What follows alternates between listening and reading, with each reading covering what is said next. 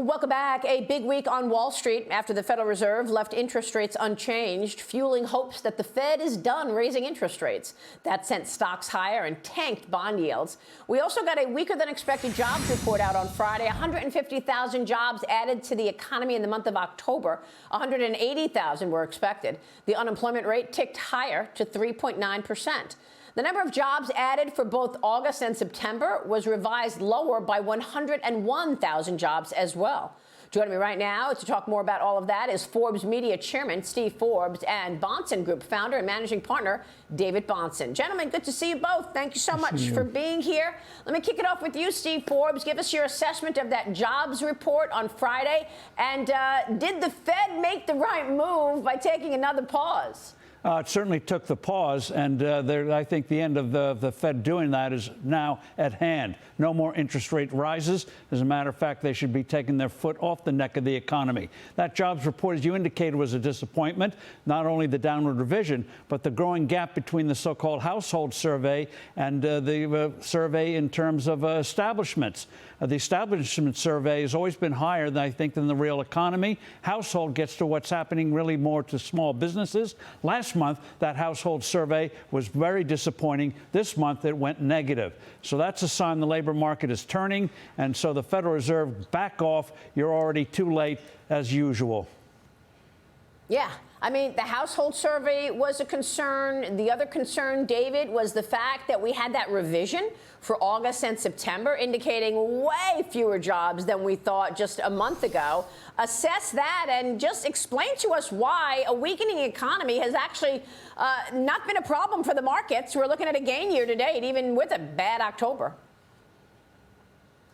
Well, basically, the whole week, the market's up over 1,000 points. And I think that the issue at hand is bond yields. And people need to understand that the long bond yield is supposed to be measuring expectations for nominal growth. And that gets distorted in a period of high inflation. It starts pricing in concerns about inflation. That's largely gone away. Inflation expectations are very, very low right now.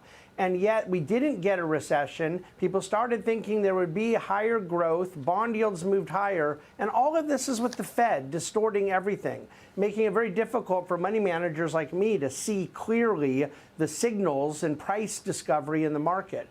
But Maria, this idea that the Fed wanted to hurt the labor market in order to help inflation, this Phillips curve mentality, is the worst thing about present monetary policy. Steve's exactly right. They have to take their foot off the neck. They've been too tight, too long, and they exacerbate a boom-bust cycle with this silliness. Yeah, you both agree on that, and I know this is a major issue. But look, you just said inflation is not a worry anymore.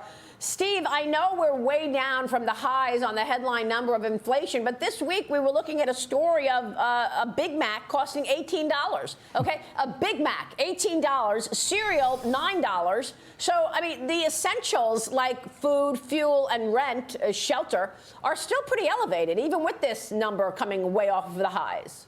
Well, that's right. Imagine paying those $18 for a Big Mac meal. I remember when it was around $3 or $4. That's how old I am. That was just a few years ago you could get that. So, yes, the inflation is still there. Part of it is the government regulations are artificially raising costs, and the Federal Reserve not realizing the way you fight inflation is to stabilize the value of the dollar. As David said about this Phillips curve, that you have to have high unemployment to bring inflation down is nonsense. It'll bring inflation down in the sense the prices go down when the economy goes down. But as we should have learned from the 70s, that's not what you do. In the 80s, Reagan got it right. Deregulation, tax cuts, stable dollar, great things happen. Yeah, well, he doesn't want any money taken out of his IRS budget, the president, because he wants to find more money for taxes or raise taxes. David, at the end of the day, how do I invest in this environment? I know you've been a dividend payer lover. You like those large quality names. Did anything change in the face of all of this mixed economic data? How do you want to be invested going into year end? I think that people have got to be focused on quality, and dividend growth offers a certain quality. In order for a company to continue paying and growing a dividend quarter after quarter, year after year, they have to have a stable balance sheet. They have to have less debt. You cannot get these high PE, high growth stocks that are very speculative and expect to come out okay in a period of economic volatility. That's where we are right now. Bond yields going up and down, questions about the recession. I can't encourage people enough to look for cash flow. There are really strong, not overpriced companies paying great growing dividends, and I think it makes all the sense in the world right now, Maria. Steve, you agree with that? Absolutely. It's nice to get cash in, holding a stock. Yeah. And the thing is, if it's a good company, even in turbulent times, eventually those dividends go up, the payouts go up, the capital gains go up. That's not true of bonds. All right, we will leave it there. Steve Forbes, David Bahnsen, great to see you both. Thank you so much, gentlemen. Thank you. We appreciate your time.